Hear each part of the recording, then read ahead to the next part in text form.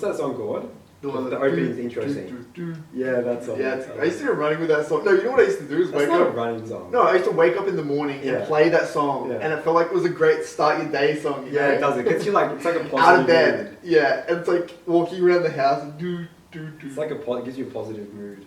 All right, you wanna kick it off? Oh, you're the intro guy. I'm not the intro guy. All right. So, Broken by Concept, episode 2. Thanks for you guys who tuned in for the first one. Hope you guys enjoyed it. Yeah, a bit different, but definitely feeling more comfortable this time around comparatively to the first time, which is pretty cool. So I think I've been pondering about this, Curtis. I think that we are going just with Broken by Concept. We're not changing it. Like that was my idea, right? Like maybe something will pop up. Yeah. So I think we actually reveal to the audience what it means. All right. Well, I think as well, before we even talk about Broken by Concept, we should talk about you. Yeah.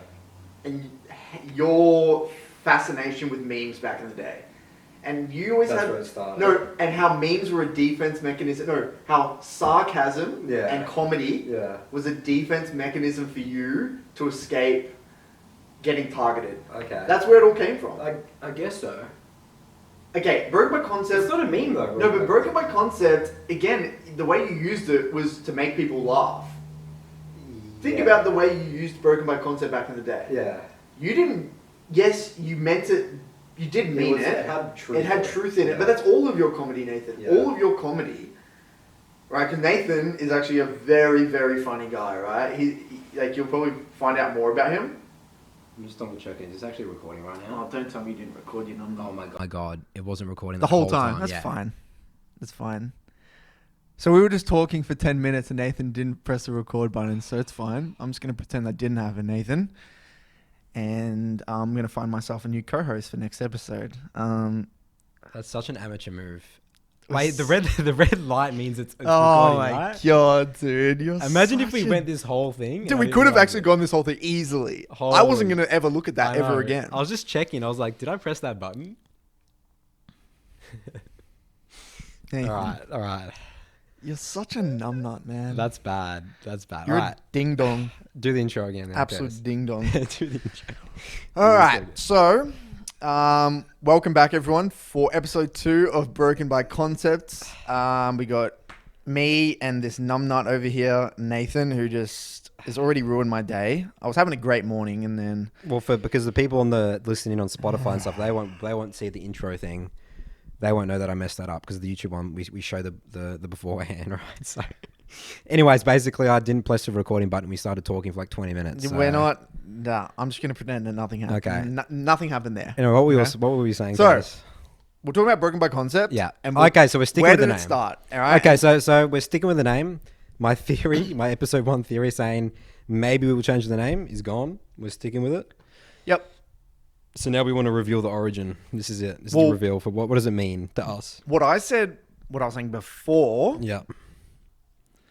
Was before the record button was that before you get into what Broken by Concept means, I think they need to understand your style of comedy. Okay. Right? And I believe the way you come up with all these catchphrases and all this like meme sarcastic comedy, it was all from you and your defense mechanism growing up. Survive in high school. Your defense mechanism was to make people laugh. That's right. So they'll like me, and then they'll just go. You go play your video games, Nathan. You make me laugh here and there. I won't bully you this time. Well, it's not even bullying. It's just you just didn't like attention. Oh, that's right. You never liked attention. Right. So, but you could say making someone laugh is attention. Well, I don't understand your psychology. Yeah, my psychology. All I know is that the way you used Broken by Concept was to make people laugh. Yeah. You never said Broken by Concept without the intention to make people laugh. In my opinion. Yeah. It was like summing up something in like a beautiful, nice little sentence that would like mean a lot with a short amount of words as possible. That's actually my comedy, right? I'm trying to get out a phrase or a word with as much meaning as possible, with as little words as possible. No, is that how you would define it? Your comedy, in general, humor, or your humor. Sorry, I'm not trying to be a comedian, you know. Didn't you say you would be? You could be a comedian. That's potentially a huge joke. You know? No, your other job, you told me, you said if your league career never happened, you said you were going to be a voice actor. So but Nathan, I got the mics now and everything. Yeah. I should just sit in my room all day and just with these microphones and just do league champion voices and stuff. when I first one of the first years I met Nathan, he actually started just randomly doing league voices over like TeamSpeak or Ventrilo. Just during the game and stuff. He would like mimic Rise and all this stuff, and we used to meme and say, okay, if your league career doesn't work out, Nathan, it's fine. You can be a voice actor. Just be a voice actor. actor. But I was genuinely good. Yeah, you're actually very good. It was like sort of Singed and Rise, you were very good. Yeah. And anyway, so Nathan's humor, and you'll get to know Nathan more through this podcast, is everything he says has an element of truth to it, but it's also sarcastic at the same time. So let's explain to the audience what Broken by Concept means and where it came from. All right, so it's obviously from League. Basically, so we talked about a bit of a story about my solo queue past last episode. But essentially when I started playing League, I viewed movement speed in the game, the actual concept of movement speed, as very strong. The way that I thought of it is if I could move faster than my opponent, I could essentially, in a way, control their character. So you know in League when you like right-click someone, like, even if you're a ranged champion, you know how you right-click someone, you just start walking towards them? I was like, okay, if I can move so far, I can go like in and out, like just on the edge of like, especially ranged champions. So the way that I would talk about it is like I kite ranged champions as a melee champion because I was an Udia one trick, right? Which is ridiculous. The ranged champion costs the melee champion. You're just talking about tethering though, right? Yeah, tethering. Is that what well, that's what they call it now, but back then tethering didn't exist, right? So then I was like, okay, because this is, remember when you had to buy runes, and I bought movement speed in the quintessences. Is it quintessence? But do people even know that? I don't know how old. Yeah, that's the people old, who watch this podcast. When did that change? That changed season. That was a while ago. 3. Nah, 4. Is it that long ago? I think it was season 3, dude, or season 4. Okay. Well, you used to have to buy your runes, literally. So, and you know, this is actually goes back to the Smurfing thing as well. Think about the Smurfs. You don't have to buy. So like, it's so hard to Smurf. Yeah. So we actually had a comment off our last video. You know how in last episode we spoke about Smurfing, and one of the suggestions was because back in the day, when I said that in season 2, season 3 there was less Smurfs, it was because when you created an account, even if you got let's just say you bought a leveled up account, it didn't have all the runes. The it took so long to get the runes. Think about how expensive it was. It was like 40,000-50,000. You would have to play so many games. So like think of it as if you got a new account and maybe you could only have access to the domination tree. Yeah. Yeah, that's right. And it took you ages to get the IP. So you had to use IP to buy runes or buy things like, the inspiration tree or the resolve tree. Like it was something like that. And they were saying if they brought that back, then people would not want to make second accounts because it's so incredibly hard to grind the IP. But I think it's fine because I like the barrier to entry. It's like you can start playing League and you'll instantly have the same tools as the rank 1 player. That's what makes Leagues great. That's what makes League great again.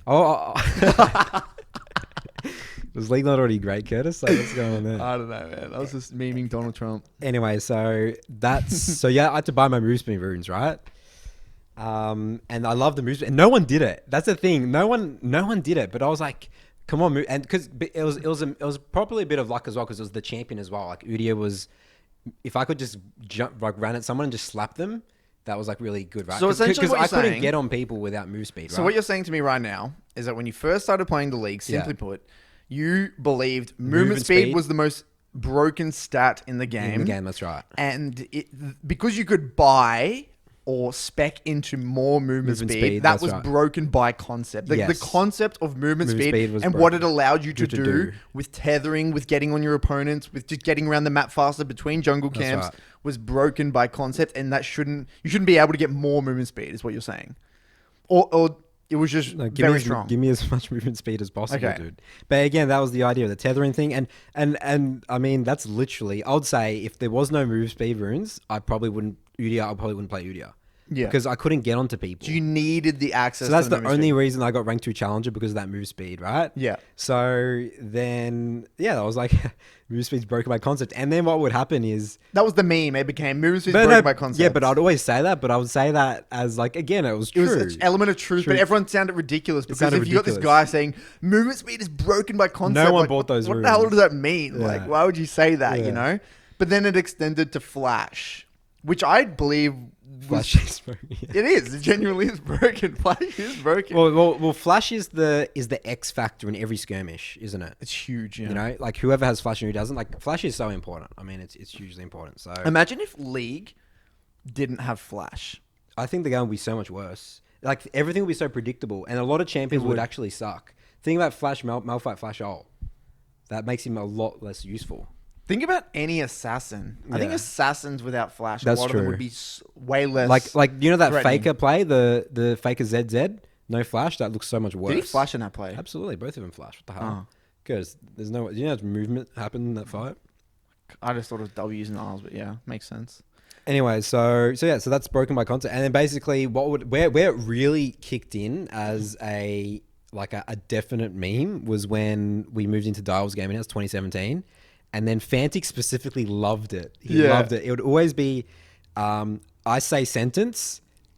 Nathan, is that broken by concept? And it would be anything. It'd be like the food we're cooking, or something like the elevator. Like we got really hyped fast in the elevators. Like, is that like broken by concept? Yeah, you know? So yeah. you could use it for everything. You could use it for everything, And yeah. then it became a meme. It became in like a meme. in a way. Yeah. And then we'd always like talk about it and stuff. But obviously that's broken by concept. that's the origins, man. That's pretty much where it came from. That's And such a we still cool- use it to that's this cool- day, like, Not as much. I actually forgot about Not it as the much, last couple of years. but occasionally. Because I just wasn't as funny in the last couple of years. You know, I was just more serious businessman, CEO. No, you were really funny in 2017. 17, and that then was you when I was in my kinda you turned into a grumpy old man. Yeah, I did. And then But now I'm getting a bit funny again. getting there again. It'll take some time. You I'm gotta make it trying up. to slowly add humor to my videos. Yeah, it's actually hard to do that. By It the is way, hard, especially when it's like structured and stuff like that. you know, you mentioned before. It just reminded me. You know Yeah. how back in the day, Game 5 of Best of Fives were always mirror matchups in the LCK. How crazy is that to think about? That's great. That's actually pretty. That's really. I Crazy. I always forgot about that. I was thinking It was about that. blind pick. Imagine It was blind. blind pick. Game 5 of Yeah. a series in a competitive Like a grand final. Like grand this is to go to final Worlds or win Worlds. was blind pick, and you could Oh, have mirror this is matchups. only in Korea, wasn't it? Yeah. That was in Korea. Yeah, yeah. How weird is that? In That's solo pretty queue, you don't crazy. even come up against it. Why would they randomly make it a yeah. mirror matchup? And you'd Yeah. have like Shen versus Two Shen. Shens, because and it was like, just busted. How interesting is the champions they chose that they would never stray away? It's like this champion just busted in compared to Shen. Why Shen? Well, there was no bans as well, right? That's the reason No, why. there was wasn't it? bans, 100%. So there was bans, but there But was. there would have been 3 bans, not 5. So weird to think. Wait, no, wait, was there bans? Maybe there wasn't. No, there must not have been bans. Like, what were they thinking? Like, this is just a spectator thing? Yeah, but it was a serious grand final. God damn it, dude. That's ridiculous. I shouldn't bring that back. That's actually That was game ruining. I can't believe they Yeah. had that. I can't believe League allowed that or Yeah. Riot allowed that. But they probably trusted It was like Korea their because thing, Korea yeah. had so much So, experience with yeah, esports over the and years and infrastructure StarCraft and Yeah. stuff like that. So, I wanted to. Where should we start, Cody? I have a top. I have something. This is. Oh yeah. kinda- So by the way, we should also tell the audience as well. So we're gonna be doing these twice a week. Oh yeah. Let's talk about that. So yeah, twice a week. Yep, that's what we're committing to. And what was it? Friday, Monday. So Thursday, Monday? we'll be releasing these on.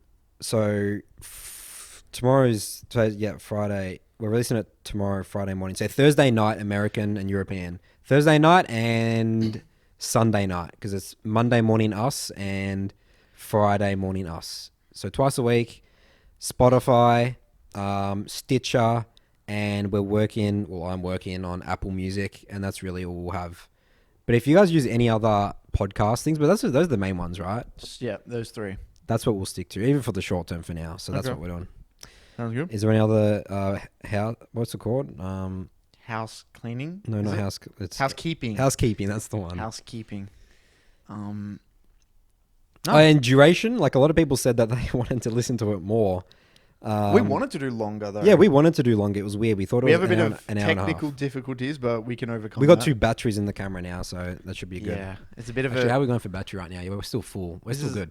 This is a very homegrown budget setup right now. Dude, this looks professional, man. I reckon it's professional. Well, lucky we're professionals, but the setup's amateur. Oh, I think it's the other way around. Anyways, what were you saying here, Cody? Okay. Anyway, where so I you want want to kick it with? off. Yeah, let's kick it off. This is something that I've actually thought about for a long time.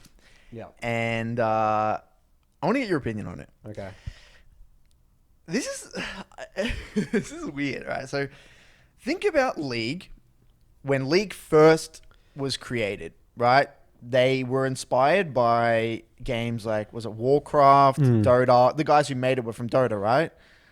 I'm pretty sure they were from Dota or something like that. No, I think one of the founders, Brendan or something like that, he was a StarCraft player. He played StarCraft. But, I mean, obviously it was inspired by... It was inspired by all those things. Like, yeah. I'm No, sure they were competitive players. They actually were competitive. There's like a story, there's a YouTube right? video. It wasn't StarCraft. I'm pretty sure it was Warcraft. Was it really? But anyway, regardless. So they came in with their initial ideas of what a MOBA should be. Okay. And they had their... I'm assuming they had a small team where they developed or they come up with ideas for champions. Correct? Like, so some of the original champions were at the beginning were Annie, Jana, was it Rise, Singed. I'm pretty sure Singed Warwick. was. Dude, Singed is such Nunu. a... Think about all those champs you just named right there. How do you come up with Singed? Like, you're like... All those weird. abilities are like point and click type stuff. No, but like they're all characters, but the Singer's like there's some crazy No, but it's like his kit. Like think about it. Like his kit is one of the most unique ever. You run into him, and he has a trail of poison behind him. Actually, I guess that's so weird. Like as one of the first champions, I could imagine that being a way later champion. It's such a... But Annie's like the most basic champ, right? Mage, point and click, fire, inferno, little child that's like got a scary bear. Okay, you know, so Warwick, wolf in jungle, like a werewolf, whatever. So. And that's so funny. It's like Little Red Riding Hood and then Warwick, like Yeah, that's right. That's literally so. But anyway, so it's very basic, somewhat boring champions. Yeah. Which makes sense because they probably had no idea. They can't add super complex champions into the game, but they probably didn't have the technology or the understanding of how things work. So they wanted to keep the kits very basic. Now, it's not a problem when the game first comes out because it's a very simple game and people are just trying to get their head around the mechanics, how minions work, gold and things like that. Yep. Now the game is 10 years old and yes, they rework champions, but we've just had champions like Lilia, Yep. Yone. Yep. Think about the champions that come out now in terms of raw kits. Yep. Think about how busted comparatively. You release a champion like Rise or Annie or Nunu now, people will be like, what the hell is this shit? Champion would just suck. This just sucks ass. Yeah. So then where it gets weird to me is like, okay, yes, Riot are going through and reworking champions like one by one, but it doesn't change the fact that they exist and that they're still in the game. And you know what they have to do in order to make sure there's no massive discrepancy in win rates is that they have to increase the damage, like the stats on the abilities to compensate for the lack of complexity or the lack of utility within the kits. Champions like, Annie, Warwick, all these champions are actually Udyr is a perfect example. They're actually Udyr is probably the long lost. He's just completely unviable. He needs to be completely obliterated and exploded. His kit is the worst. Like, name a worse kit. I mean, you can't. There's no worse kit. Absolutely garbage. No ultimate. That's why I didn't even mention him in my tier. Like, he got a buff, and I just skim over it because it doesn't matter what you do to that champion. He's terrible. But Curtis, there's actually like, what other champions fit in the Udyr category? I might be missing a lot. Wait, like just terrible kits? Just absolutely terrible kits. I mean, it's not even that they're terrible. What I'm trying to get at here is that Riot, right, in order to make sure that the win rate discrepancies aren't massive, they have to change the stats on the abilities. So that's why a champion like Annie is actually kind of hard to balance. Or a champion like all these like very basic kit champions are actually very difficult to balance because they have a lot of point and click abilities and things that they thought were very basic, but basic kits are very difficult to balance. That's why Rise, by the way, Rise is either extremely strong or trash and no one plays it. Just damage. Because he's pure. He has like this very simple point and click. Yeah. Like not many champions have that. Same as Annie. And like what I'm trying to get at is isn't that very... Doesn't this kind of ruin the competitive integrity of the game? Like, you've got a champion like... Or just make it the whole league experience very weird. You've got a champion like if Yone you're trying to and play Lilia. these different type of champions, you'll be confused. I guess when you're starting to play the game, it's like, well, which champion is just straight up better? It's like, well, I mean, if you're playing Uda, you're instantly disadvantaged versus... Well, okay, let's say Lilia. I mean, what I'm trying to get at here is like, why... What's the incentive?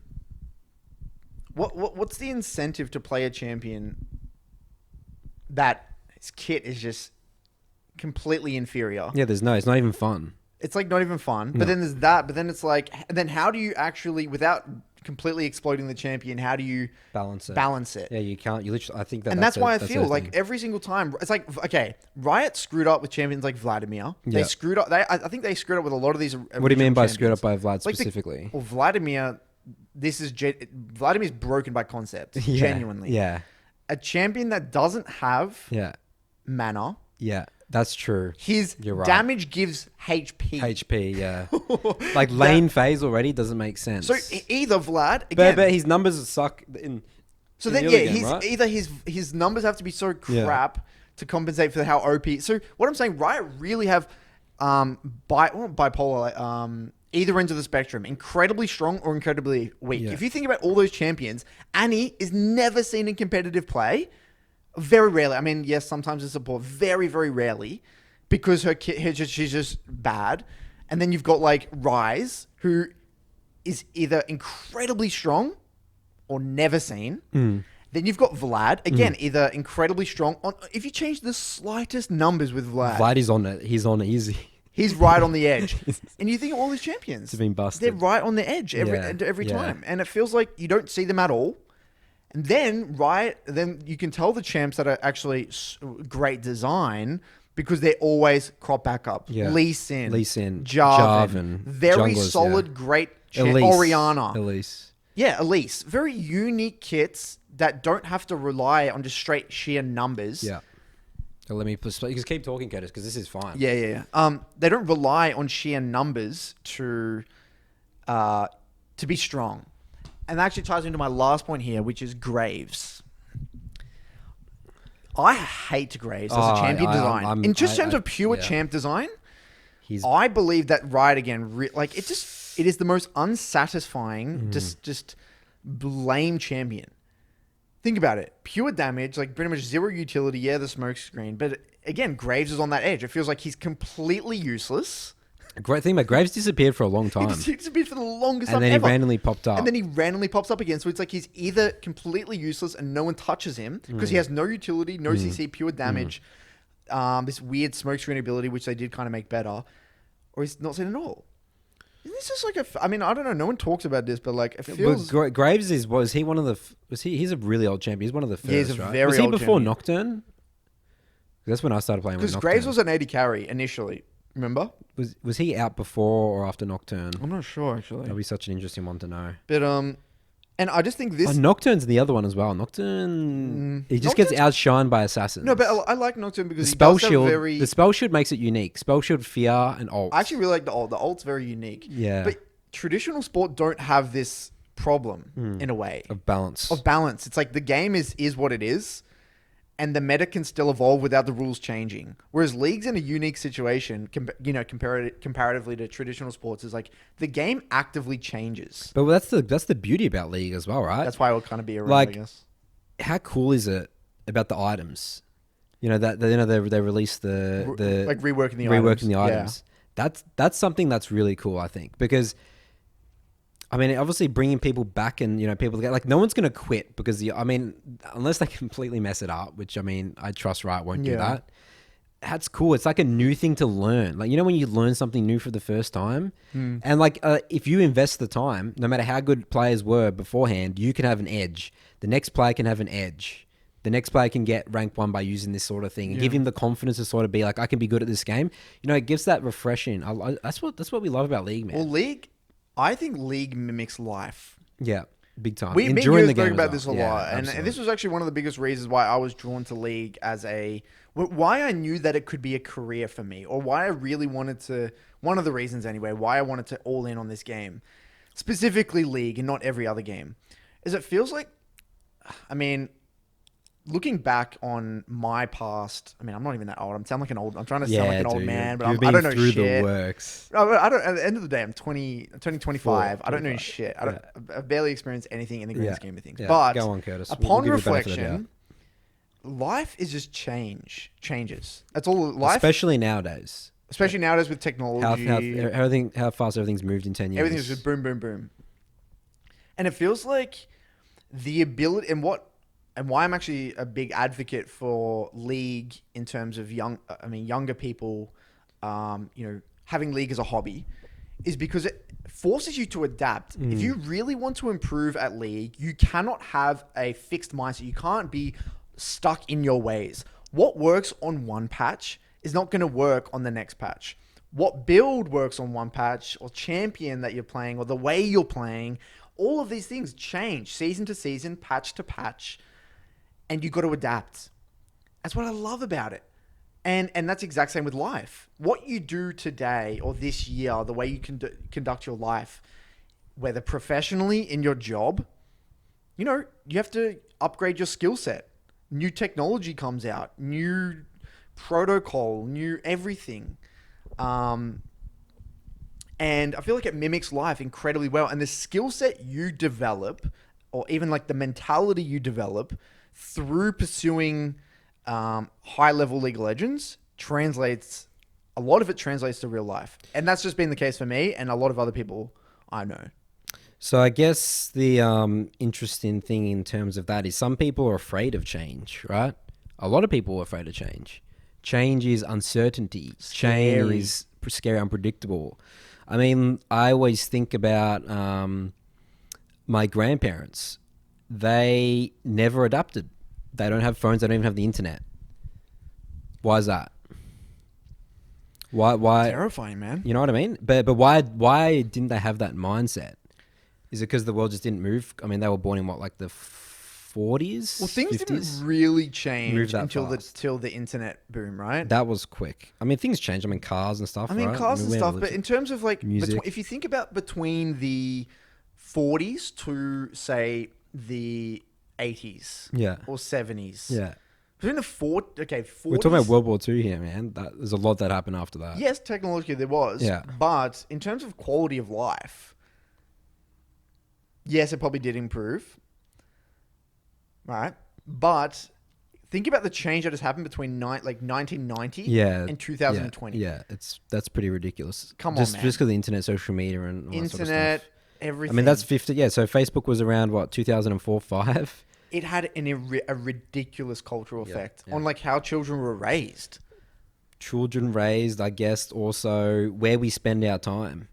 Just in front of a screen 24/7, right? Yeah, just being in front of a screen, man, for that long. That, like, switching from not being in front of a screen for a long period of time to instantly... You know why? You don't know what you don't know. Okay? Yes, I like that quote. You don't know what you don't know. Yeah. So, the crazy thing about the internet is that, and social media, is you do kind of know what you don't know in a way. It's like, it's all at your fingertips. Yeah, you can search anything. Right? You can search anything. And it's the possibility of like, there's so much stuff out there. Mm-hmm. But back in the day, the only people you knew and connected with were the people in your little community, neighborhood, in your area. You could read books and learn from people across the other side of the world. Yeah, but even then, dude, I mean, there was like history figures and things like that. So that really only started... Yeah, so we've only had this amount of access to this amount of information in the last 25 years, right? Yeah. We don't even know what the effect really is yet. Yeah, we don't, do we? Like, not till like 60, 70 years down the track. Yeah, like 100 years so down the track. They'll like about, think back and like, holy crap, man. man. We could be doing something right now that's like equivalent to smoking that no one knows. I think in terms of effect on our mentality. Smoking's like how everyone thought it was all good. Yeah. Like, but In the 70s, everyone just smoked. But or how 60s. crazy is it right now? We think it's like, oh, it makes sense. It's like you're like breathing in toxic fumes. But what is that? What is that correlation to us right now? What's the comparatively? What is that for us right now? And we might think in 50 years, like how ridiculous is it they thought that was normal. I mean, that's probably the social media addiction and things like that as well. I think that's one thing. Just the constant, just dopamine hit. Like, but how did this title league? Oh yeah, about change. Yeah. Well, okay. Well, so what I was saying is like, yeah. So we think it's a good thing, but humans by nature, we don't like change that much. We're designed to be in our comfort zone. Your biology, everything's telling you, hey Curtis, don't do that thing. We're surviving. We're all good here. You don't need to go, I don't do something extreme like jump off the bungee jump or jump out of a plane or something like that. But you get rewarded, even though what way? You get in the short term. Yeah, it's harder, but in the long term, you're rewarded. And because we're so short term. Of course, that's right. Yeah, it's so much harder for us to like want the change. Because if you think about it. Let's say we're talking about adapting to a patch. Yeah. Right? Let's just say you've played this strategy. You've played like this, maybe you've played like this Shaco jungle, like unique path. And you get this level 2 gank off every single game. And it works. And you actually climb a lot. Maybe you go from like gold 4 to gold 1. And then with this unique Shaco strategy. And then maybe... vision trinkets change or like something changes with the map where they know where you start. Or something happens like that. And then you have to adapt. And that level 2 strategy doesn't work anymore. Now, it's a lot easier to just be like, you know what? I'm going to still do this and like hope it works. And then, I'll just blame Riot or something like that. Like for these weird, stupid changes. Or I can... go try a new strategy, but in the process of trying to find a new strategy, you're going to fail a lot. You're going to fail. You're going to fail. You're going to try things out. But this also ties into the thing where you got to be okay with losing. You got to be okay with losing. One of my biggest pet peeves when looking at people's OPGGs, when I coach people and I see people send me their account, they have like 150 games played or like a 200 games played on your account. You don't even know where you're at as a player until like 300, 400, 500 games. You need to fail and fail and fail. You're not going to get anywhere without failing. So you're saying failing with what do you see they fail with item? What are they, item builds, or is it just failing with like just trying champion mastery? Or you got to push. You got to just be okay with losing to a certain extent, even though you don't. Oh, of course, yeah. Like you don't want to be tying your. I always say, don't tie your confidence to results of wins and losses. Well, that's so hard to do, dude. It's very difficult. Very difficult because it's the only metric that people look at majority of the time. Well, if you review your game, it's not. Because if you review a game, you say, that makes sense why this game was so difficult. You know what's actually funny? The process of reviewing games, it's actually the benefit of reviewing games is more mental than it is in terms of raw gameplay change. I believe. So let's just say the process of having the mentality that, okay, let's just say you don't review.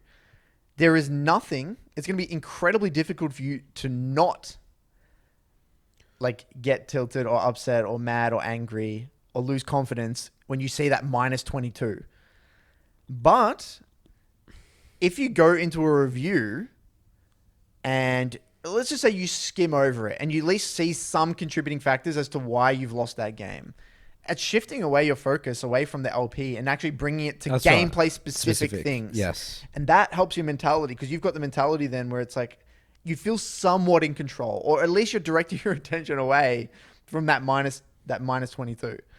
There's the mentality behind that or the confidence or there's something there around just the act of loading up the VOD and getting into it, I find that pretty interesting. Think bigger picture here as well. It's like, okay, it's thinking, okay, right now I'm a gold 1 player or I'm a plat 4 player. I'm not dominating the game. Okay, why is that? And then you look back. Okay, this is mistake number 1, mistake number 2, mistake number 3, mistake number 4. If we can get that down, this is how I got good at the game. I reduced as little risk as possible and I made as little mistakes as possible. I'd always have this term. It's like, what does a perfect game look like with X champion? That's what I need to get to.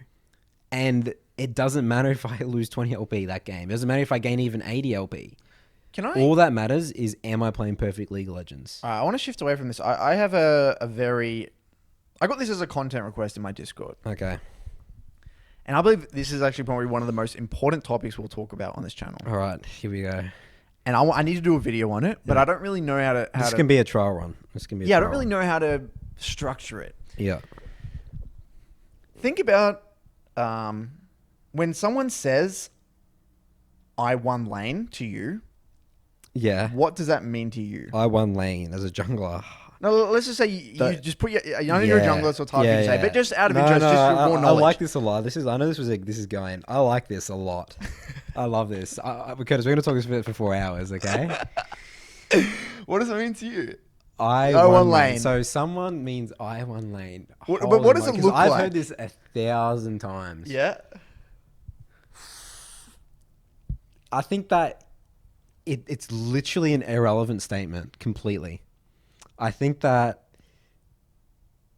winning lane, again, okay, I have this definition of winning lane. So first we need to define what is winning lane. What does it mean to you first? What does it mean? I want to know what it means to you personally. It's so hard, Curtis. Like if someone says to you, I won lane. I won What lane. is it? What first thing? You shouldn't even have to think. What does it mean to you? So best case scenario. So this is unrealistic, but they've solo killed them 3 times. They're up 40 CS, and they've also impacted the map in some way. Okay, that's what winning lane means. Okay, I think you're spot on. That's what most people view as winning lane. Yeah. Most people view winning lane as I solo killed. Yes. I have like 5 CS lead.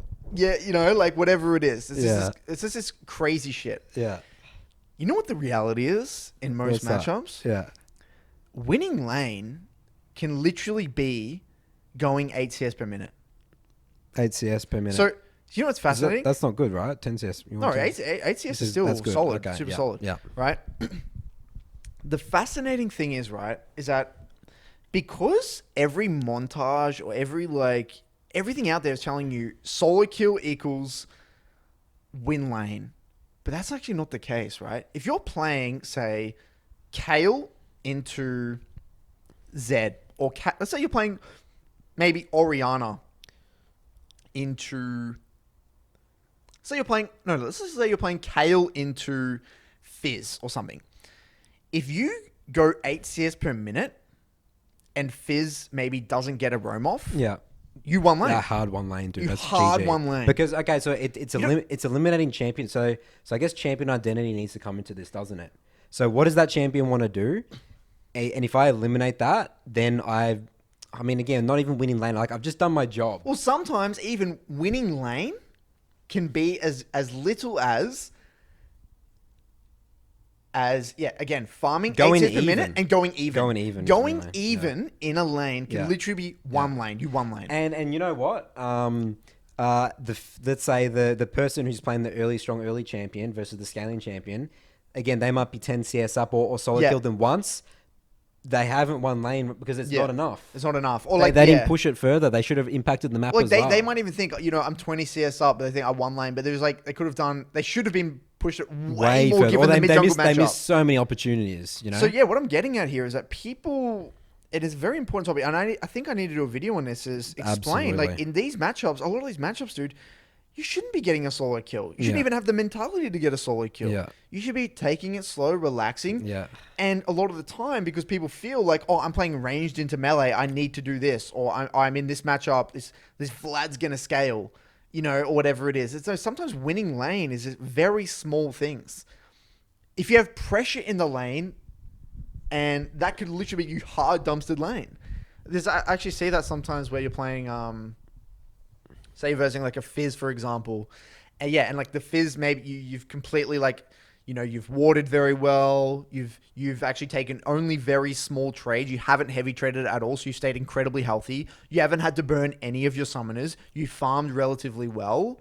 And say you got to your lost chapter, you hard dumpstered lane. Yeah, that's end of story. GG, done. And people don't view it like that because they're like, well, but look at the game state. I haven't done anything. I'm 0-0-0 and, I haven't affected any side lanes and my bot lane's losing, but... People feel pressured to do something. But sometimes you are still going to lose those games. Man. If you don't lose mid tower, man, if you're playing Orianna and you don't lose mid tower for 25 minutes... Sometimes in some of those matchups, if you lose 0 plates, it's GG. Yeah, it's GG, because you can stall the game out forever. Yeah. So, I just find that interesting. It's a very interesting thing. I mean, yeah, I mean, it's just a cop out, man. Win lane, lose game after lobby. People get angry about it, right? Yeah. Go to Curtis's Patreon.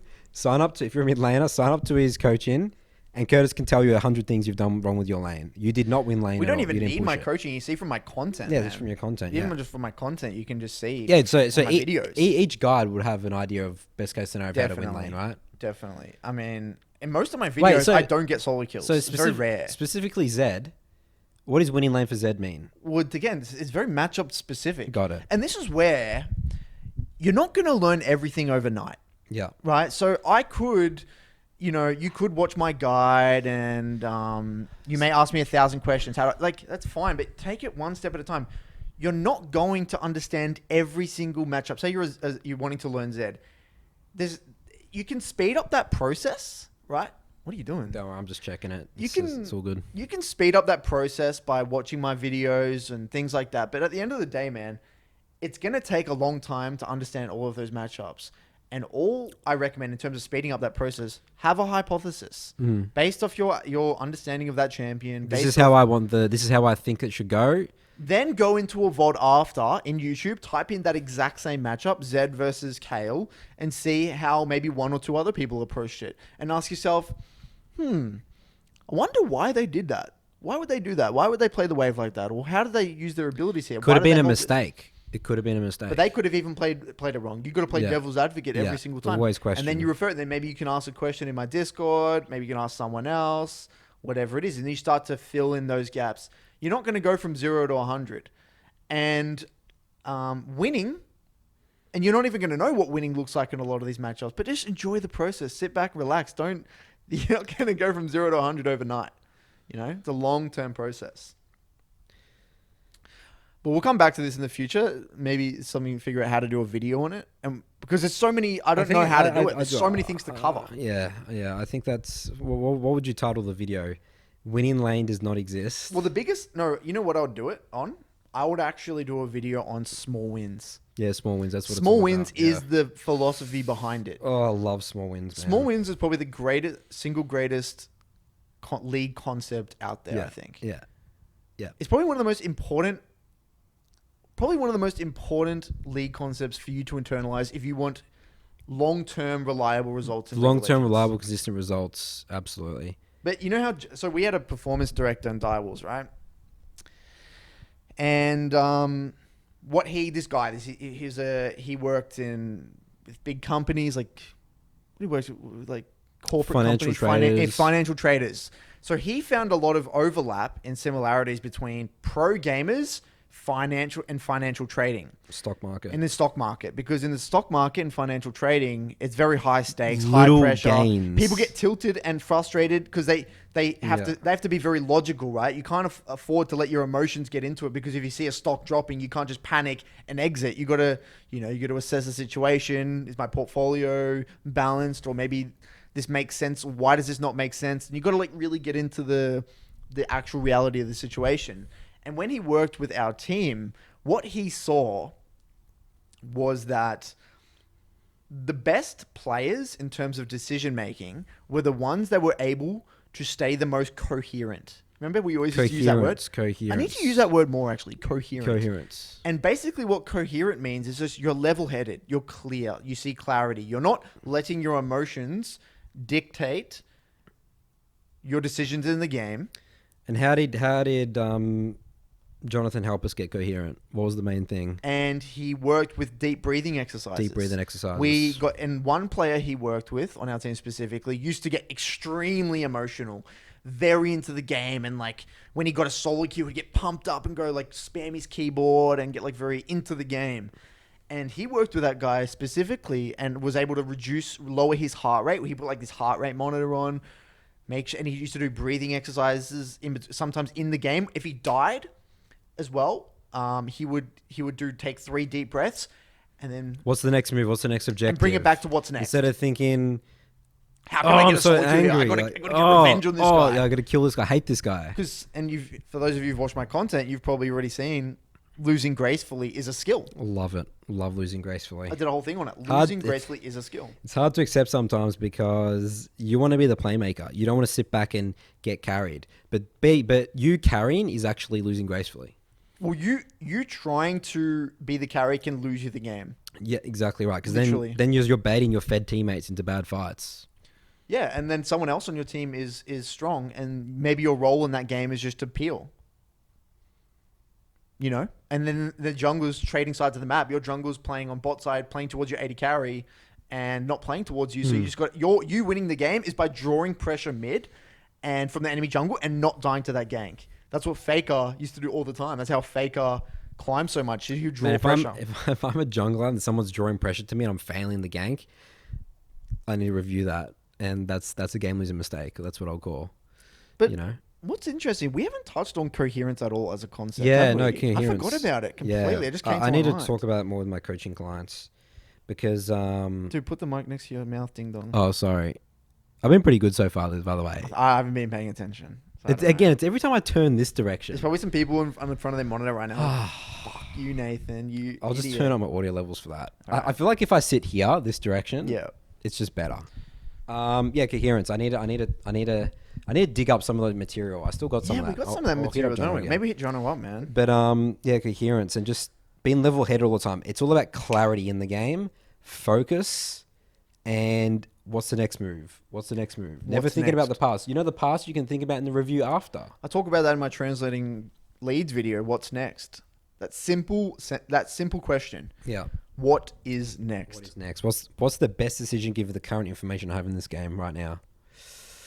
It's incredibly difficult to be logical and level-headed in a game like League of Legends, though. That's why it's so addictive, though.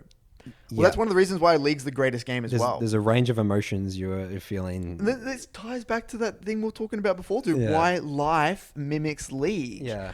There's a range of It's emotions. chaos. There is so much chaos. Solid in the... is the definition of chaos. All right. If you were to list, okay, think about your life right now.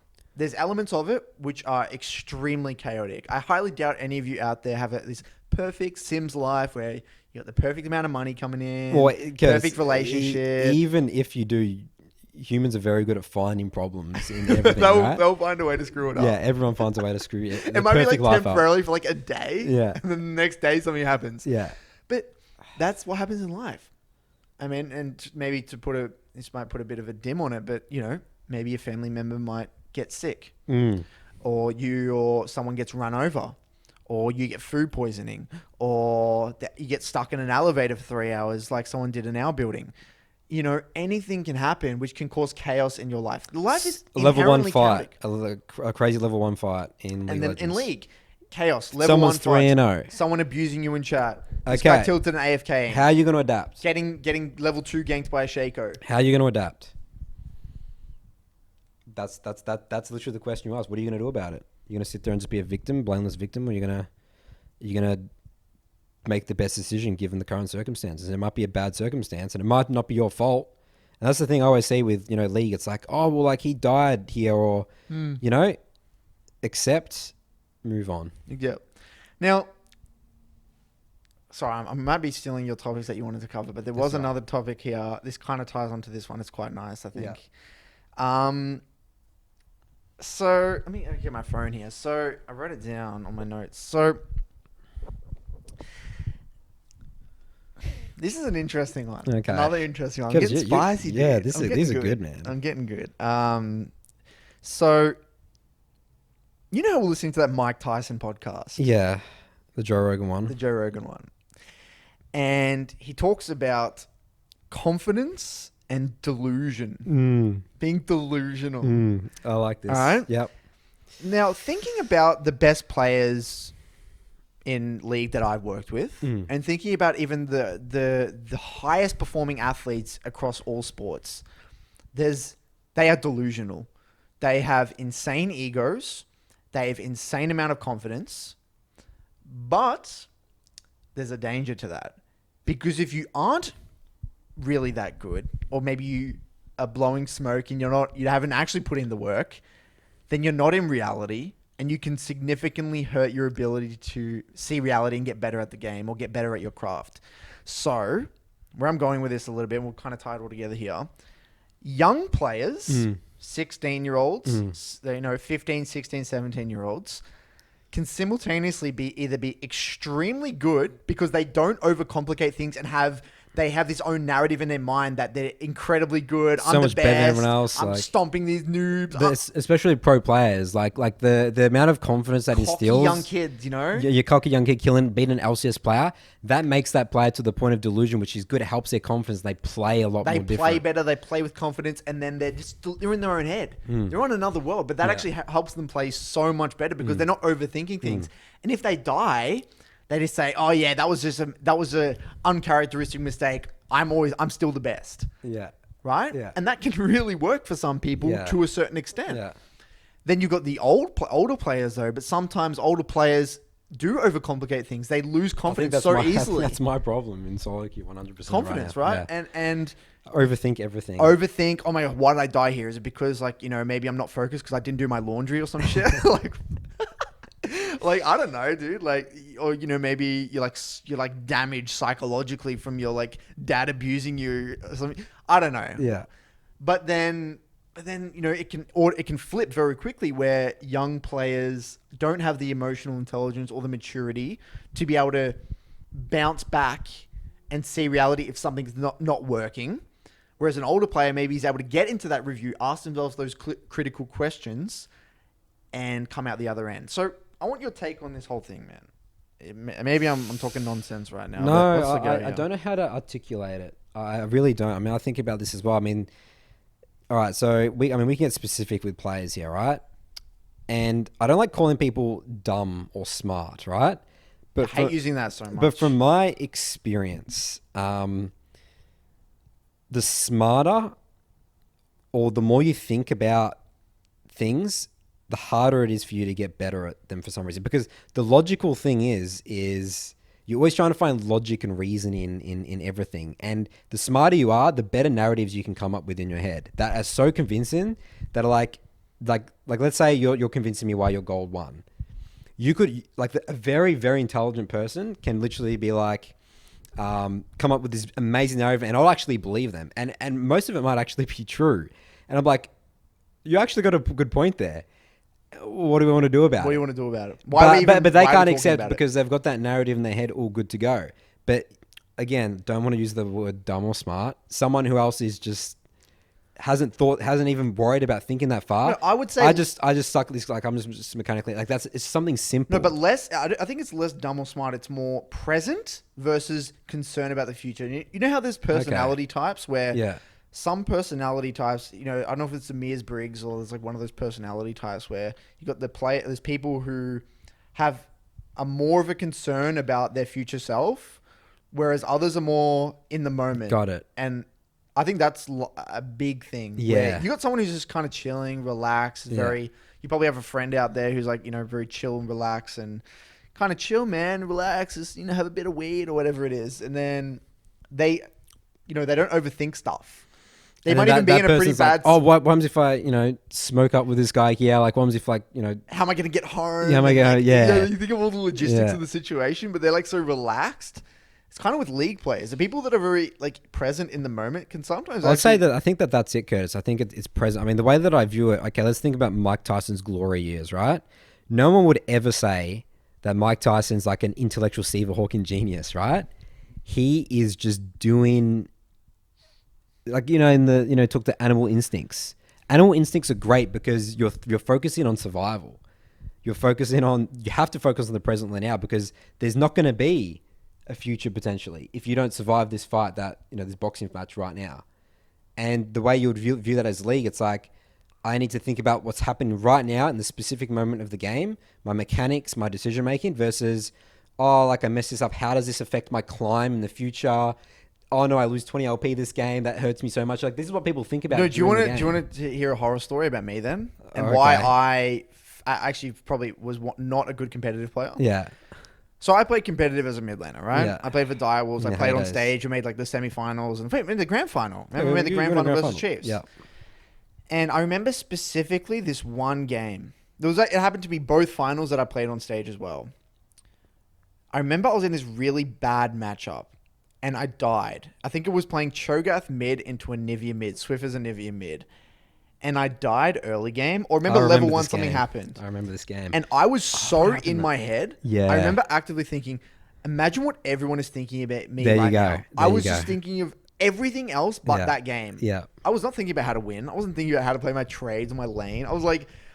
I was thinking about everyone else. What my parents watching this game is. What my friends watching this game. What does this mean? What does it mean for the roster in the future? What does it mean? Is someone going to leave? Like, am I going to I just want to get out of this game. And I was thinking so much shit. During a grand final game. During a grand final game. Yeah. Exact same thing happened to me when I was playing top. Specifically, this was when Echo Top was OP, remember? And no one knew about it. And Tally got information from somewhere that Echo Top was OP, and I just played Maokai. Yeah. I was playing Maokai into Echo Top, and this Echo Top was like running over me. Yeah. And my whole mind was like, what is everyone going to say right now? What is everyone thinking about me? Because I was so insecure. But again, I would say as a person, I'm that second type of person. Right? I'm always thinking about the future, my future self. Yeah, you're very logical future self. I'm very logical in that sense. And it screwed me up. It holds you back. It holds me back so much. And it's probably a big reason why I'm even at the level I am now and not higher.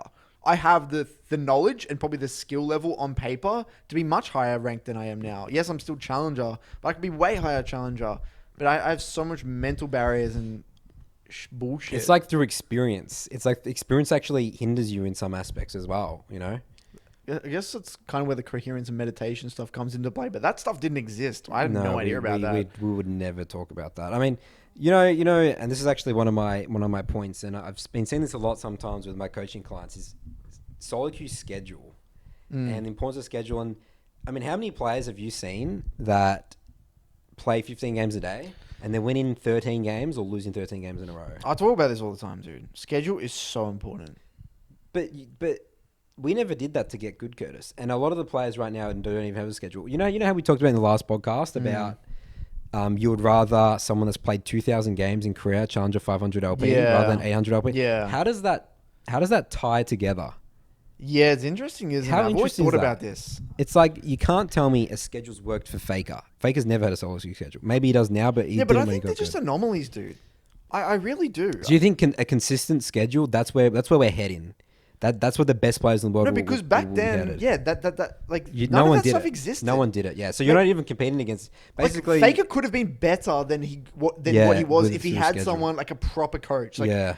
We're talking like a John Wooden level coach. Imagine if Faker had an insane role model. Okay, imagine the kid right now. Let's think about it in the future here. Faker turns into a coach and a huge role model for a young 15, 14-year-old kid in Korea mid laner who then goes under the T1 organization, gets perfect environment, perfect tutorage or whatever, schedule, system, boom.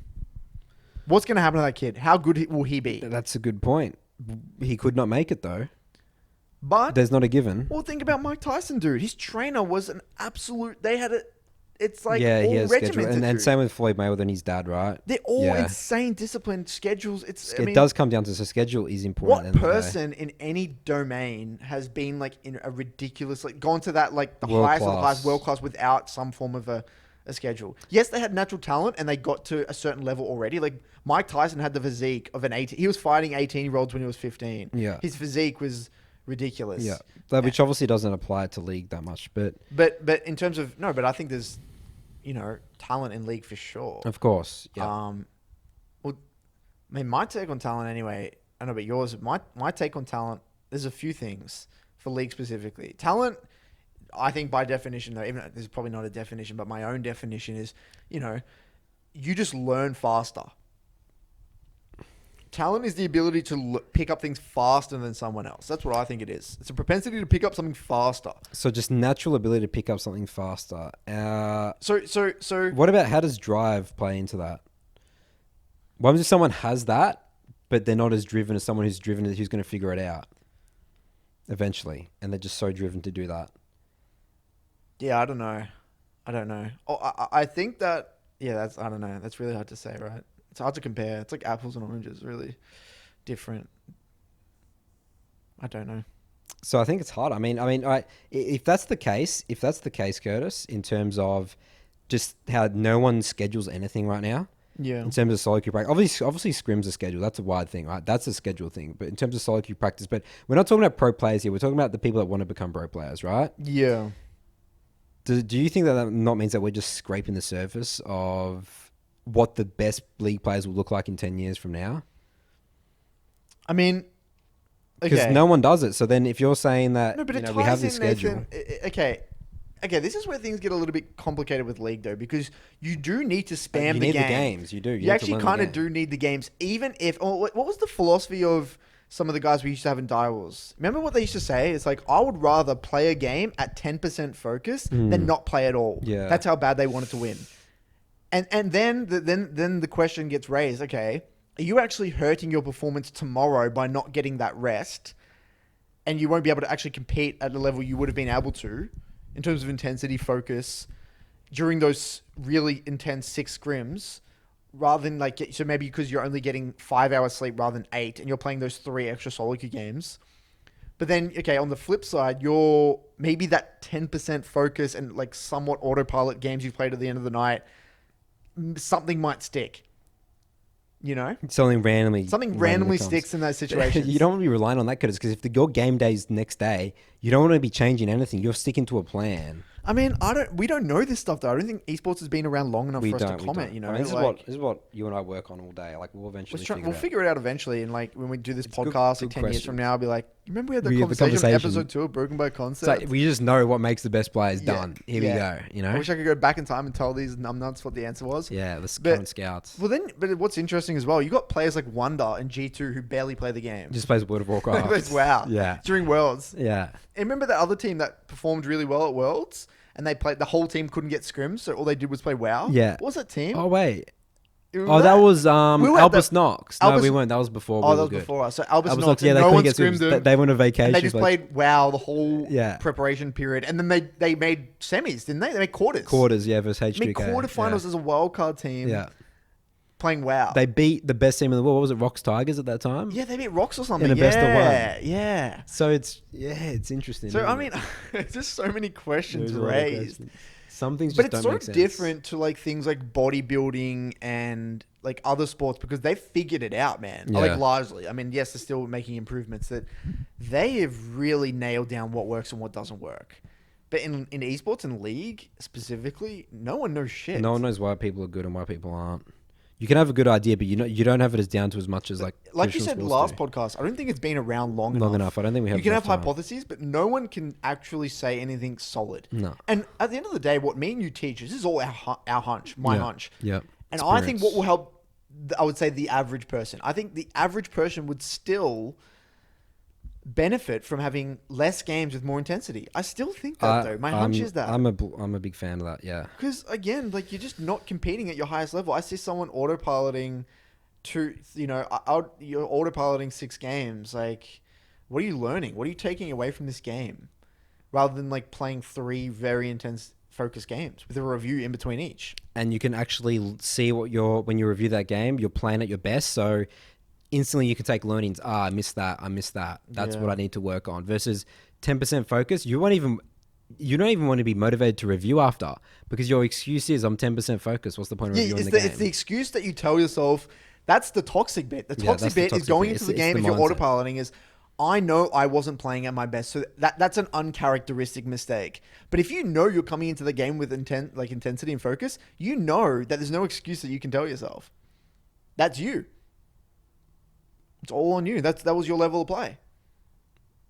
So given that, again, I'm a big believer. I'm a big believer. I always say 110% focus. You want to be playing every single game. All right. Well, do we want to move on to another topic? What was some of your? I can go on forever. I got so many juicy topics. But what were some of the things you wanted to cover today, Nate Duke? Well, I wanted to talk a little bit, because a lot of people I saw in the comment section asking about dials, and a lot of people want to know how your coaching journey and stuff like that. So how I became a coach, yeah. or how I got to where the position we were in. Yeah, both of us. Let's do a bit of a timeline here. So we talked a little bit about high school, right? Yeah. Obviously, we knew each other and stuff like that. That's correct. Finished high school, and we talked about schoolies. So I never went to schoolies because that was my first competition I got drafted into. Mm-hmm. So I got picked up by Frenetic Array, and that was the first competition. Actually, funny story around that. So I remember So in league as well, people. Do we talk about? I kind of think we talked about this, but I never typed ever in the chat when I started playing league. Yeah. And like I can literally say, can you believe that I can actually say, because I've never been toxic once. I've never typed something toxic once in probably 10,000 league games, right? Yeah, that's insane. Because I never spoke. And why I never spoke was because, I mean, it actually came from an egotistical perspective, because I came from WoW and I played with a bunch of American players. I thought I never knew anyone from Australia who was good at games, so no one was worth my time to talk to. Yeah. Which was just me being a cocky 17-year-old kid. That's what young 15, 16-year-old kids So for that reason, but it was actually good for me in a way, because then I could never have the excuse to be toxic, because I'm like, I'm just going to be so much better than this guy's these not players. worth my time in a way. So I rock up to my first LAN, everyone thinking I'm some Chinese Korean import, because no one thought that I didn't speak English. And there's some I rock white up some white kid. I literally said, I'm Rippy. And they didn't believe I remember you. it was Spooks, I think it was Sam, and then they laughed. They literally laughed. I'm like, and they didn't believe you. They didn't believe me. People didn't believe me. I literally had to like prove, I had to log in on my account Oh and prove my it. god. And then they're like, holy shit, and they didn't know how to look at me because they thought I'd be some like Chinese, like Korean kid. You told me this story because you never spoke. So they never spoke. they No one thought that knows. you didn't speak English. I didn't even add anyone. I'd never spoke to anyone, even the highly players, even the pro players. And at the because time, you were ranked 2 at the time, right? Yeah, I was ranked 2. That's how I got picked up. Well, I did end up adding Uber John Spro because he wanted me on the team, right? Yeah, he was good as well. So that was it. So then Frenetic Array, I played on that team for like 4 months, and I mean this is the actual thing as well. I just want to talking about solo queue versus competitive. Yeah. I had 0 competitive experience, and I was like instantly like the top 2 jungle in the region. Yeah. And I never played competitive just because I was so good at the game in solo. I was beating all these old school competitive junglers, you know? I mean, but the game has changed a lot since then. It's changed a lot. It's hard to compare It's hard because to there was no compare. such thing as professional players No, back then. You and weren't no a one professional reviewed stuff, and there was barely any player. I was macro just, back then anyway. everyone was playing Basically, solo queue. It was just solo queue, yeah. And I was just damn good at solo queue, so I had an advantage. So it's kind of hard to say that, but So yeah, played for that team for a bit, and then we got picked up by Team Dignitas. Remember, that was about 6 months later. So Team Dignitas, they had that NA team. I'm a cutie pie, you know, Skara. and then they expanded to OS. They expanded to OS, and this was before the rule changes, which eventually came. So they expanded to OS. We joined that team. We did regional finals. We came like 3rd, 4th that part, and then I got kicked from the team because I was too one-dimensional, and that gave me the drive to start Dials essentially. Yeah. So that's and then I was like, because what I hated the most. This is when you were first year university, wasn't it? Yeah, that's right. This is when I was 18. You were 18. Yeah. When I started Dials, I was 18. So I get kicked out of that team, and I was so angry. So I'm like, no, you should even talk about. Remember, you were on Skype with me, and we were talking about team names, and we had a list. we had a list, yeah. And we remember one of them was like Mammoth. I got to find the list. Yeah, there was Mammoth. There was There's all Mammoth these crazy- there. Team Farmers. Remember Team Farmers? Actually, you made it. I was going to go with Farmers. Team Farmers. Yeah. And I remember you were on Skype with me. We're like, well, what should we call it? you know? Well, yeah. I mean, okay. So the interesting thing when I started figuring out, okay, I definitely want to make my own team. I want to make my own organization because I didn't want to be under anyone. Because I'm like, I'm not going to get kicked, dude. I want to be the leader. I want to be in charge. Yeah. That's just the way I am, right? So then I'm like, all right, I got to make a team. I was like, oh, well, I got like this friend Curtis, man, like from high school, Yeah. like. He's good at the game, but he doesn't spend time playing enough. I feel like he could be really good. Yeah, I didn't actually play that much League. And then I like had to convince you, and we started joining, remember? You were playing Ziggs and I was playing something like that. And then we got pretty high on the ladder. I remember you got top 10 or something like that. Yeah, I got top 10, yeah. We were both like top 10. And then we're like, okay, well, who are other good solo queue players? And then we scanned the ladder, I remember. we just got all the best players on the solo queue ladder, right? So it was Charlie, Chuffer. Oh, it was King. Sorry, King. No, he came later. But King couldn't play with us because he was too young. King was too young. No, actually, you know, the real story about King was not that at all. That's actually not how it went. You're thinking. Oh you're no, mixing yeah, the timeline a bit. Oh yeah, sorry. King was before then, wasn't it? I'll tell you a quick 'cause story about that. That was when I was on Frenetic Array and So the yeah, Net Cafe stuff. so I got a story. This is Yeah. we'll tie it together. Yeah. So back in the day, you guys watching probably do have similar things. They would have like local internet cafe tournaments where you could just sign up with your friends and play for cash. And the team that won, everyone would meet up at this internet cafe. Teams would play, sign up, and the winners got cash. Anyway, I was playing this tournament, and we used to like go to them because we were the highest elo players in our Melbourne. So we used to like always dominate them pretty much. And I remember like after one of my games, looking at this kid playing. I was like standing behind him, and I was like, this guy was an 80 carry. I was like, who the hell is this guy? Little Vietnamese boy. Yeah, this little Vietnamese kid. And I was like, these mechanics, I've never seen anything like this. The way he was like microing his character and the way he was he's just everything, the way he was playing the game, I was like in awe. I was like, I haven't seen anything like this. And even though he was Aggression. he was low diamond, like, or even, I think it was even lower than that. He might have been platinum. He was No, very I'm pretty sure it was mid. He was low diamond. Yeah, mid. low diamond. And he's yeah. like, we were like high elo, we'll challenger, and he Yeah. was low diamond. So I'm like, okay, what's going on here? And I spoke to him like, dude, like, how old are you? And he was like 15 or something. Yeah. And I was like, well, do you want to play for Direwolves? I think we introduced. We said, started forming the team from there. we tried to form the team from there, but then he was too young, so we couldn't get him. Yeah. I was like, okay, as soon as you turn 17 or 16 or 17, Yeah. 17. I want you to play we want you to play for Direwolves, Yeah. pretty much. So no one knew him at the time. His name was like FBG Frostbite Gaming. Was it really? Best AD. Ah. It was FBG Best AD. Yeah. And that's who today we know as King, who won the C9 Academy. The C9 Academy won They were the academy of the recent Academy team. Yeah. He was one of the best AD carries in the Academy region, Academy in NA. Right. He's won OS, gone to Five Worlds, times. MSI 4 or 5 times. So you're the reason for Calvin's success. Well, he would have probably got there anyway, Yeah, but no. I just happened. That's the way I found out about it, Yeah, yeah, and that's so- how we got. That's how Direwolves got. Yeah, the original. No, I remember the announcement. The original roster was me, you, Charlie, Calvin, and then Calvin's Magzilla. King, yeah. Because remember we played the Cyber Gamer tournament. Yeah, the Cyber Gamer tournament. And there was no age limit on that. That's why, right? And then the regional finals and stuff like came up. and then we had to get Chuffer, right? And then we had to get Chuff, and then he played ADC. So for timeline, so this was all. So That's so 2014 or 2014. So beginning of 2014, teams into this. I got kicked. I was pissed off. Yep. Wanted to start Direwolves. Convinced Curtis to be a pro gamer. We built a team out of pure solo queue talent.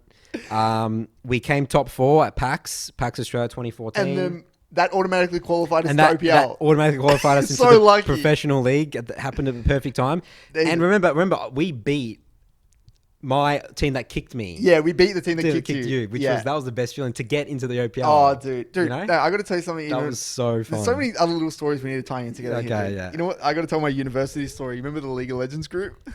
Oh yeah, that's a good one. Yeah, that's a good one. I forgot about that one. This story's awesome. Yeah. So when I was I went to university and I studied like surveying. You know, like For the Melbourne people, you can tell them what uni. You might as well. yeah, tell them. RMIT in Melbourne. Melbourne. Like, you know, engineering, surveying, and stuff like that. Anyway, I was still very self-conscious about me playing games. Yeah, right. you're No one knew still about a closet gamer. I was still a closet gamer. And I found out that at my university, they just started the first year a League of Legends club. And I was actually at the time, this is when I was actually going through a lot of shit. Like, I was like depressed as hell. Like, I wasn't a very social dude at that time. Actually, no, that's when I was used to go clubbing all the time. And Yeah, I just you're come in your off the party club. years, your I went party phase. past clubbing though. I kind of did it too much. I went over it. Got it. And I went through this really dark time, and I was not that sociable. And then there was this League of Legends club, and I remember talking to someone. I said, "There's gonna be nerds, and like I don't want to do this. This is weird." Like, because I'd never told anyone or been around other people that played the game. Nathan was the only person that I was around in a friend sense, out like that was kind of in and out of the league scene, kind of. And I was still self-conscious about it. Anyway, I got convinced. And I went to this first League of Legends club meeting. And what it was all these people who went to the university and were sitting around. It was like the introductory first meeting of the club.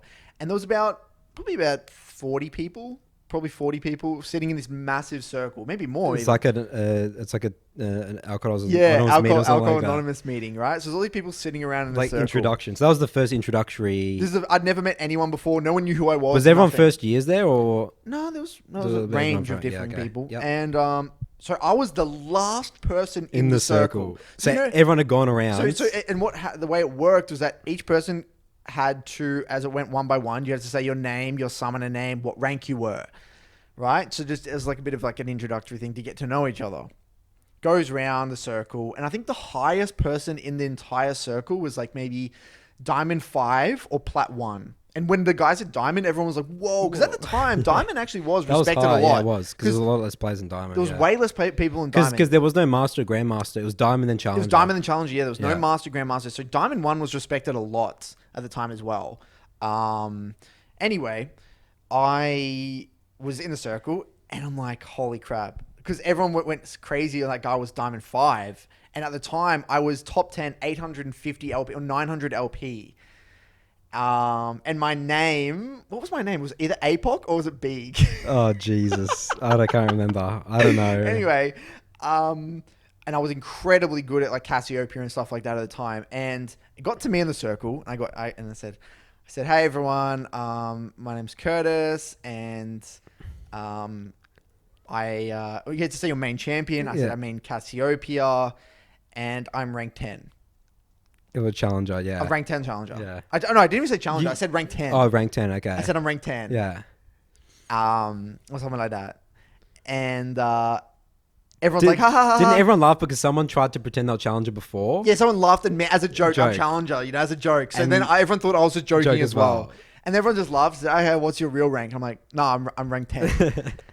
And everyone's like, "Whoa!" And everyone's like crowding around. Everyone's like asking me Curtis questions and and shit. Everyone like moves away like into Curtis's corner. And they're like, "What, really?" And everyone's like going crazy and stuff, asking me questions. And then it was just the funniest experience. And no, because the funniest thing about it is, I mean, Curtis, like, look at Curtis now. Yeah, right? I'm the most honest. Back then, I was the most honest gamer Curtis does ever. not look like someone who's good at games. I did not look like a gamer. He looked like just I didn't fit in. Partying kid, the little teeny. He had bopper. like the shitty fringe and looked like a loser, like that sort of thing.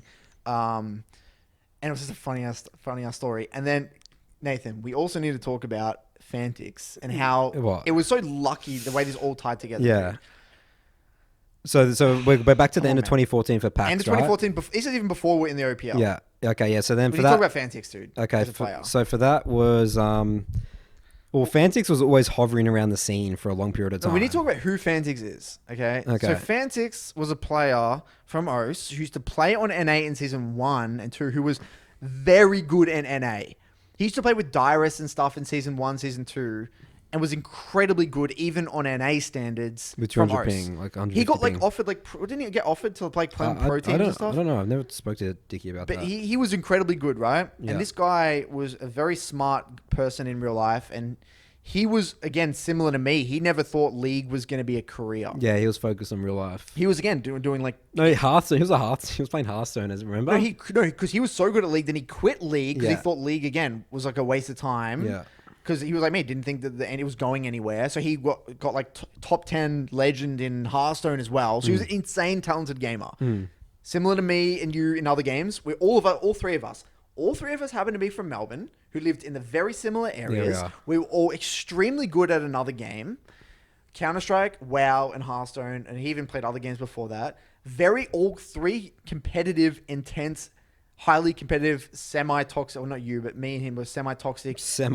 Well, I was toxic. Gamers. Yeah. Who all lived in the same area and were very close to quitting. Yeah. Yeah, I mean, my whole, for the years, I was always trying to convince you and Fantix to always stay. Yeah. That was always my challenge at all times. So Nathan at all times was trying to convince me and Richard not to quit. Yeah. And Richard's Fantix. So, because he was convinced that if we had all of us together, we could like never lose. Well, the goal was to beat Chiefs immunity. Because there was one team in OCA that was incredible. Chiefs, yeah. That was it. And we had the talent. You, Calvin. This was the only team that could do it. You, Calvin, and Fantix, and so this was 2014. So then I thought Jish convinced him to play PAX. So what happened? So Fantix ended up quitting, and then we got Fantix by chance because our support and top laner left through some complications. So at this big tournament at PAX in 2014, they quit for some weird reasons. So we needed an emergency top laner and a support.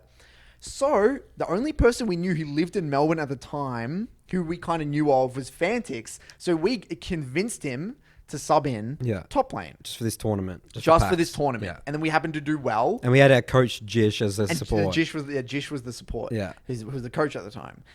And he played very well. And we ended up doing well and qualifying for OPL. Yeah. And then we convinced him to stay.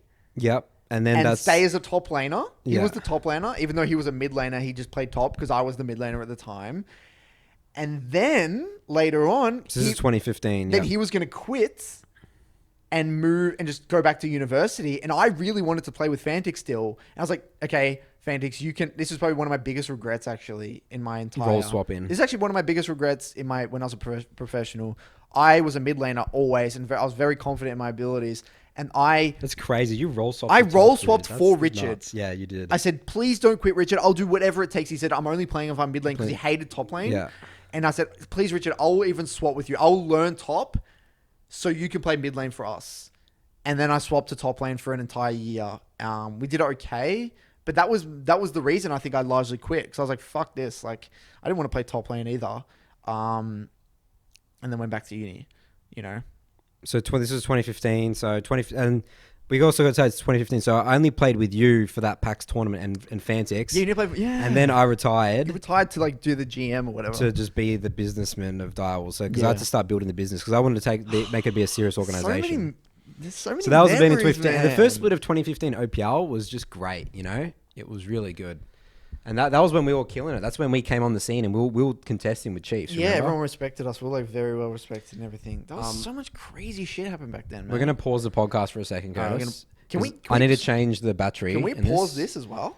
Is it possible to pause? No, I'll just edit it out. Okay, because I need to piss. Okay, that's fine. Yeah. All right. So we'll do a quick intermission. I actually forgot about so much of that stuff, dude. All right. So 2015. So yeah. So I stepped down to work on the business, which was. I mean, it was kind of a regret, but That's another regret. I was just in the different headspace because I was like entrepreneurial. Wait, is that recording? Yeah, it is recording. Oh, okay.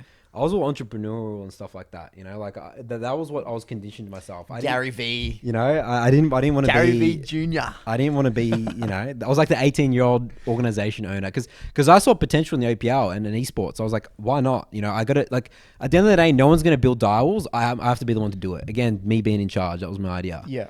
So then, I mean, again, like I could have maybe kept playing, but again, I wasn't in the mindset to play or to be like I just didn't have it. No, anymore. you wanted to, but you wanted to, but to. you I didn't did have it it at the same time. Yeah. I wanted to, but I didn't. But that's not how. That's what makes that's not what makes great players. You know? You would have been weeded out eventually anyway. Yeah.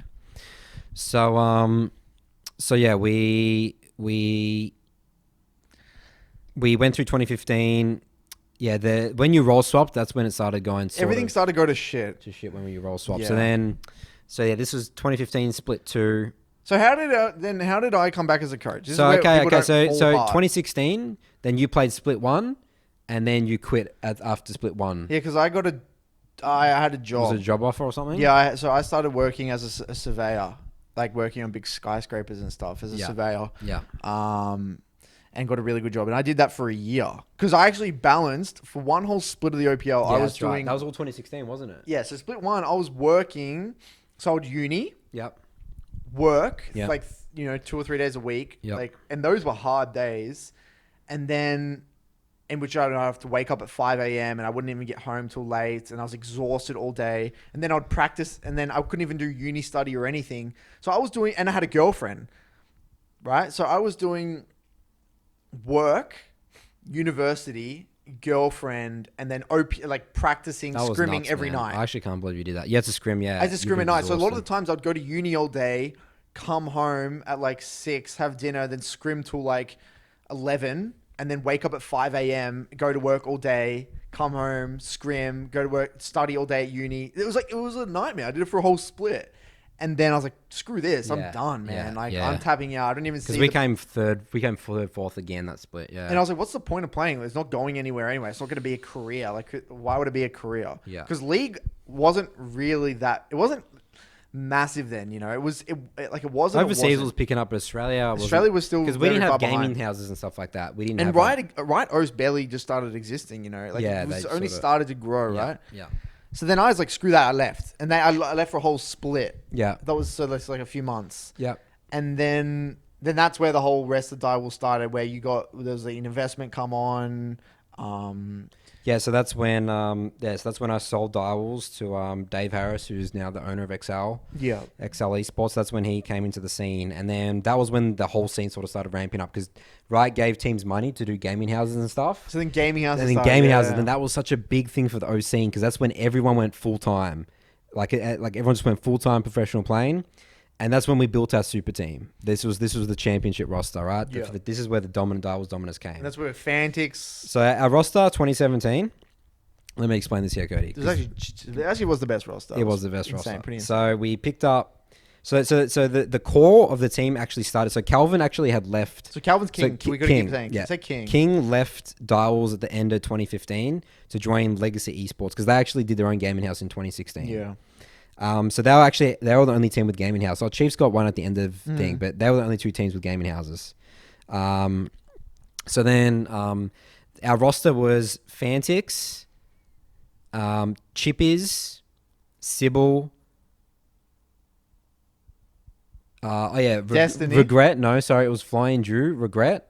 Because Destiny was our coach at that time. And then Radier. Remember he had Radier? Because we had Rays. But that's not important. Let's skip to 2017. Yeah, okay. No, but I'm saying that's the roster. Okay, Yeah. so then we still had a core. So our core was Fantix, Sybil, and then... Chippies. And Chippies. That was the core three. That was the core three. So that's what we built around. Okay, so I'm like, what pieces do we need? And So then you had the investment money from Dave. Yeah. So that's... And To then... get the roster that you really wanted. So then we got King. Got King back. We got King back from Legacy. And then Destiny, who was our coach, joined as support. Yep. And then I convinced you To be the coach. to be the coach. Wait, we need to really riff on this because this is all you then. This is a massive. This is a life-changing decision for you. This was so close to not happening. Yeah. Like I don't think people understand. How You would close- not be here if you didn't coach Dials.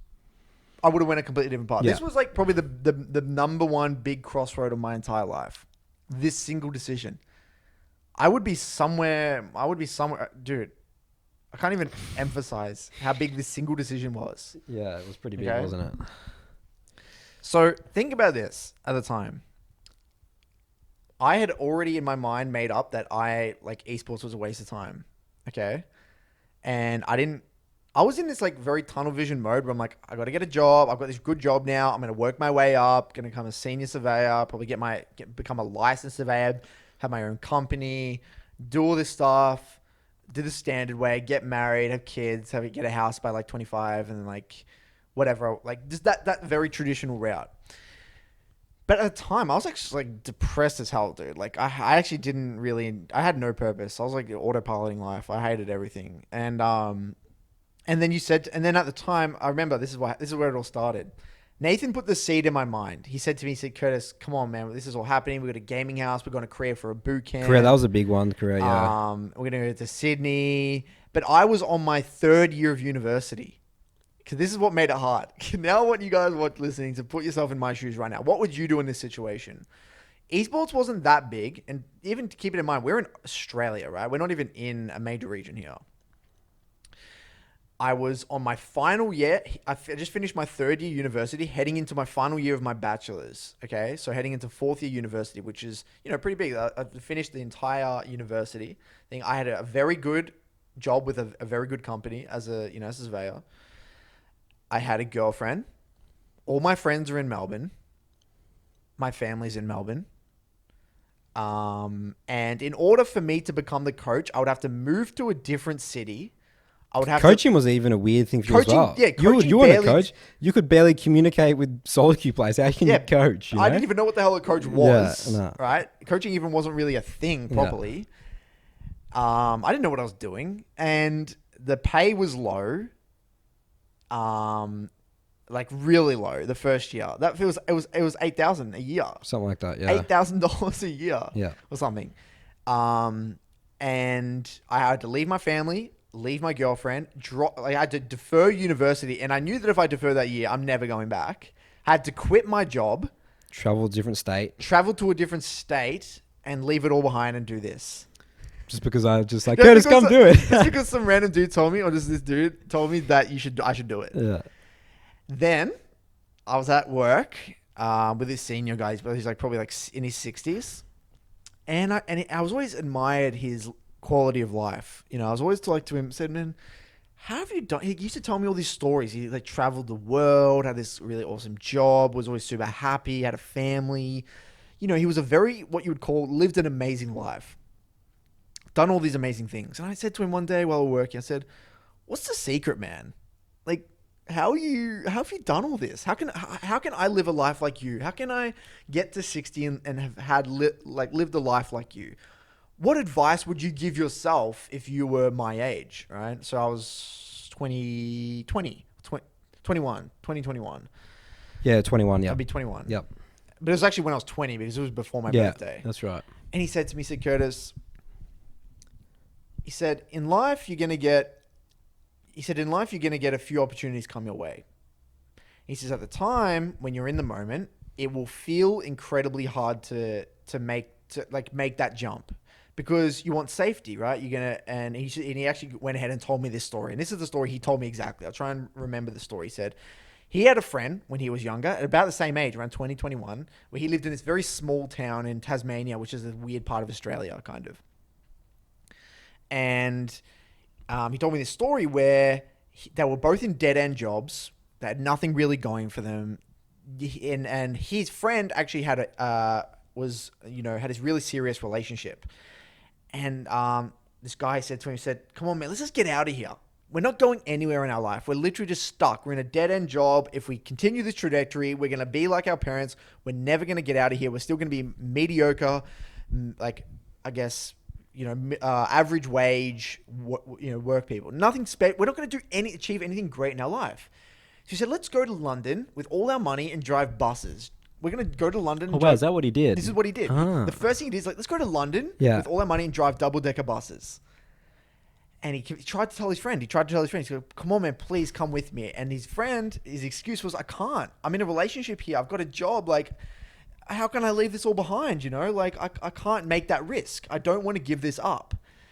So he said, look, man, I got to get out of here. And he went by himself to London to drive double-decker buses and went on this insane adventure and met different people, did a few different jobs, found out about surveying, become a surveyor, worked in all these different countries, had this amazing career, come back to Australia, met a girl over in some weird country, and then lived this amazing life. And his best friend, 10 years down the line, got fired from the job. It was a dead-end job, not going anywhere, got divorced, got left by his wife, and had nothing going for him, financially just screwed, and has basically regretted every single thing in his life.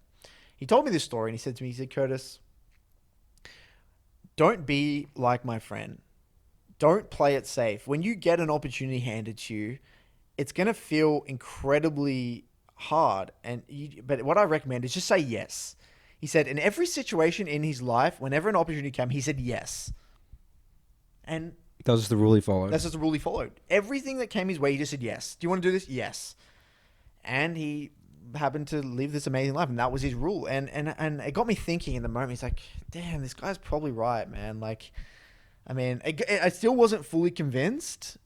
I was like, maybe I should do this. And then I had another guy at work, and I told him my situation in full because he was a little bit younger. And I told him, this is my situation. What do I do? And he's like, dude, if I could never do this job again, I would get the hell out of here. Why am I on this cold building site? Yes, you make money, but you have to wake up early as hell and do this stuff. He's like, just go for it, man. And so I did it. Deferred my university. Didn't end up finishing it. I pretty much had to call it off with my girlfriend at the time. I had to leave all my friends, my family, and pack it up and Sydney, drive in my shitty hours. little car to Sydney. That was a good trip though, dude. That was fun. Cool. That was a good trip, dude. Because that's when we started. What was the album we were listening to in the car? That was That was a Kid Cudi. Kid Cudi. That was so album. good. Yeah, dude. that was a good album. That was when you sort of introduced me to that music, and I actually liked that. Yeah. That's a great album, dude. That Kid Cudi one.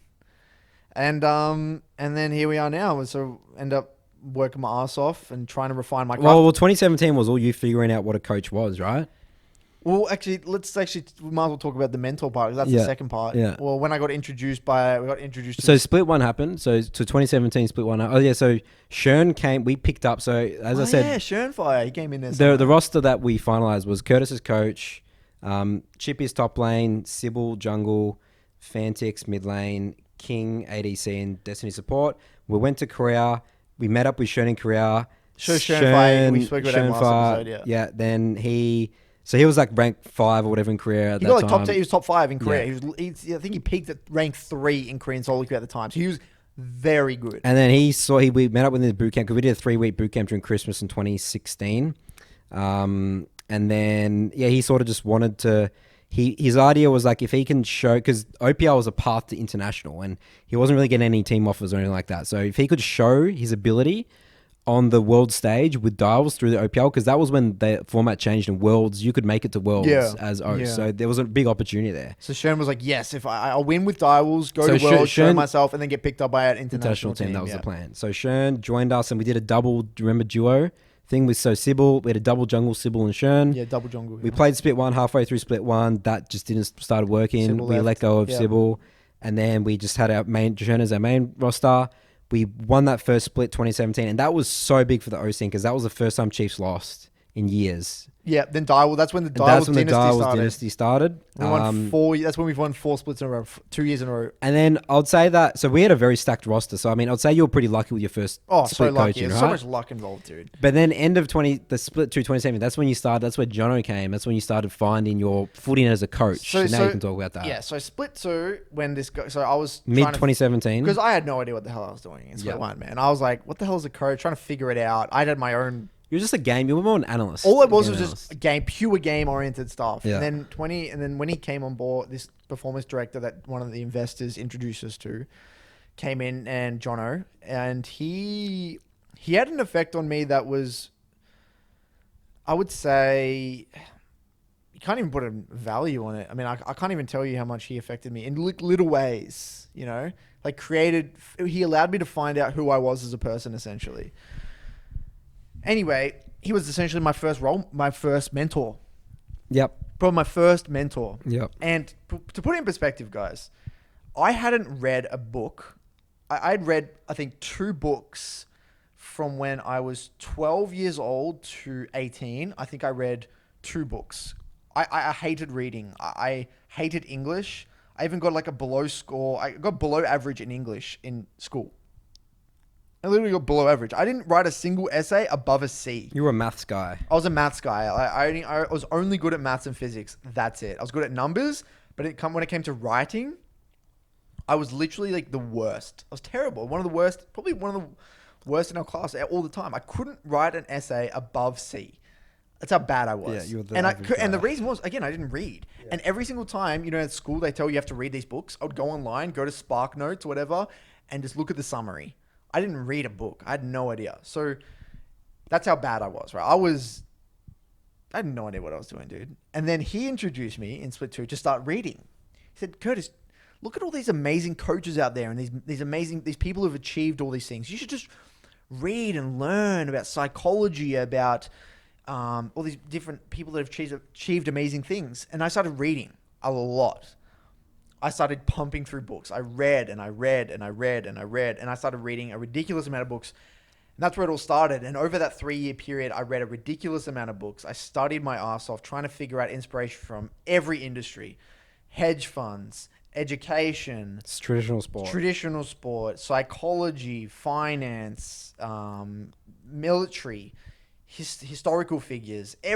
Every genre I would read to just figure out, see if there was something I could take away to put into my coaching. Like, I just wanted to take bits and pieces, and the things that was things I really liked. And I would say the biggest, that there was a few key figures in my life that really created my personality, or shaped my personality. The first one would probably be Marcus Aurelius. Marcus Aurelius Meditations is that in book? his book Meditations. I would say the second one would probably be John Wooden, the coach of UCLA basketball. He has a bunch of books, John Wooden. One of my favorites is John Wooden on leadership. I would say another one would be... Who else? I mean, Ray Dalio was a pretty big one. That was 2018. That was later on. Yeah, that was the next year after. But he was definitely a big... Yeah. But there was a bunch of different ones. I would have to... Someone actually did ask for a book list, what I recommended. Yeah, that'd be good. I'll have to put that up somewhere. But anyway, this guy, Jono, when he came on board, he was my first mentor. And if there's something that if I were to recommend to any young person, like we're talking, even like between the ages of 18 and 25, you got to get a mentor. I mean, an in-person one. An in-person mentor. You have to find someone that is going to give you a differing perspective and sort of set you straight as well in a but way. it just set you straight. But also the power of it was he for the first time it made me realize what I don't know. I went from an egotistical, know-it-all, cocky little piece of shit to, holy crap, I'm an idiot. Yeah. I'm just a speck. And it's like that I use this analogy sometimes, you know, when we talk about, it's like, say you're on a boat, right? And you're going around an island. Say you're maybe on the shore of an island. You're on a boat. And you look into the distance and you see maybe like a bit of land, like a bit of sand. And you're like, oh, that's a land mass, right? But as you go further around that landmass and maybe it keeps extending, you see more and you're learning more. But because the landmass, or like you're seeing the kind of the shoreline grow, you're like, holy crap, there is so much land here that I don't know. Now you know, you're aware of what you don't know in a way, you know? Does that kind of make sense? Well, you see the landscape, you can see all this stuff there, but you don't know exactly. Well, no, because what's if there. the shoreline's longer, then the landmass is going to be bigger, right? Yeah, okay, yeah. So it's not like a little island. As the shoreline grows, the quote was something, as the shoreline grows, the knowledge of your the unknown also grows, or something like that. You have to find the specific. I have to one. find that quote. But anyway, that made me essentially that's what happened. I just realized how little I knew, and he really had an impact on me at a very deep level, just in terms of just being my best self. Yeah, but it wasn't even really got to. League was the platform that helped you do that, but League was the platform for me that allowed me to find myself. yeah, that's right. And that's why I'm such a big advocate for League in general. It's like, it can be the platform that people find who they are. Because it's brutal. It tests you. It's It highly tests you, competitive. It's chaotic. We were in a It highly mimics competitive environment. life. Change. Yeah. Chaos. Yeah. Adaptability. Flexibility. You got to be like water in life. You got to be like water in game. It all ties back together, man. This is what inspired me to do what I'm doing, and inspired me to go down this rabbit hole, essentially. And if there's one piece of advice I would give, it would be to find a mentor, man. Do whatever it takes to find a mentor. Dude, how long have we been doing this for? I have no idea, Curtis. Is this but even working? We don't know. yeah, the video. I think pretty sure it's working, but yeah, I think that really. That's a good. I mean, like, a lot of people asked. That's why I said a lot of people asked for the story dial. Was like, so that big gets us up to like 2017, 2018. Then we won all of 2018. Yeah. And then 2019, you tried something Tried some stuff. new. We'll talk about that in another episode, I think. Yeah, I think we can start wrapping this one up. Yeah, but yeah, we a lot of changes happened for you. I mean, me as well, but definitely you a lot more. Well, the thing with you, Dave was your big mentor. I would Yeah, say. absolutely. Yeah, I mean, running dials and having the I responsibility. think Dials was actually more of your platform rather than League. Yeah, I would say it was. Yeah, definitely. Because it's like running a business, building a business. And You had to mature so quick. I did. It was either mature or die. I mean, the business was all on you, essentially. It was, yeah. So yeah, I mean, but yeah, League. Yeah, that's a good point. It wasn't actually League for me. It was actually Dials, which happened to be a professional League of Legends team, but that wasn't really what my day to day really was. You were the game. I wasn't the game. I was more sponsors and that sort of stuff and social media. Was there anything else you wanted to touch on this episode? I had so many little things. Well, Curtis, this is what our next 998 episodes are for. So. Actually, there's one last thing. It's a tiny little thing. Okay, but we can wrap up with it. Wrap up with it. Yeah. Have you seen that whole Twitter account with that Seraphine? I have no idea what you're Curtis, I'm not on Twitter anymore. It's the creepiest shit, dude. What is it? What are you talking about? So, it's a teaser, I think, for a new Oh, champion. for new champion. Right? And they've been doing it in this really creepy, it's like this weird I've seen way. some stuff, yeah. So it's like this, I don't know if it's a champ or like, I don't know what it is, but there's like this weird Twitter account Yeah. called, it's like Seraphine. Yeah. And I think it's of a new champion. Interesting. It's like a good, funny, it's like an It's like a interesting teaser. marketing strategy. Yeah, it's a marketing strategy, right? Yeah, that's cool. No, but it's fucking weird, Is man. it? I gotta look at it after this. So it's like, you know when something looks off? It's like Uncanny Valley. yeah. That's the vibes you get when you look at it. Oh, Because no. it's like animated. It's but like it's real. almost real. So the way, Yeah. because the way they do the photos of the champion, right, is they take a real photo. So like, you took a photo of me, and then they morph Seraphine's face onto a real Oh my God. body. That's pretty scary. Got it. But her face is kind of not Yeah, human. So you yeah. think it's human, but it's not. Not, But it's yeah. kind of off. So you just feel Ah, uncomfortable. that's And everyone's smart. like talking like so cool. I just want to vomit dude, when I look Really? at it. It just makes me cringe. I get like goosebumps looking at it. Yeah. And I'm like, what are they doing? Like, I want to hear you guys. I mean, if someone's watching this deep into the podcast, like, none of us, If you're sitting there 2.5 hours. yeah, in. how weird it is. Like, I gotta look. I don't know, to be honest, but that's cool. That's cool. I mean, I like the way they Interesting. do it. The Is teasing. that a Midlander? What do we know? Do we know anything about the abilities yet? It's just teaser at the I moment. think it's just a teaser, but it's like hanging out with my buddy. It's like this weird crap. Man. Like, Oh, here's me what? hanging out with my buddy, And everyone thinks here's it's all me good. like taking a selfie at the park. It's like Yeah. this weird shit. Yeah. Anyway, yeah. Wrap it Thanks up. everyone for watching episode number 2. Number 2. Be sure to download it on Spotify if you need to, and again we'll set up Apple Music. And let us know in the comments if there's anything you guys want us to talk about. But we read Yeah. the comment section. in Yeah, case yeah. you're Try to sponsored. read all the comments. Hope you guys enjoyed this one, and hope the video works, man. Yeah, the video should work. Please. I mean, it's going to at least work for the first hour and a half. So, but we'll see. All right. All right, that's Cool, man. that's a wrap. It's a Broken wrap. by Good Concept, job. episode 2 in the history books. Bye.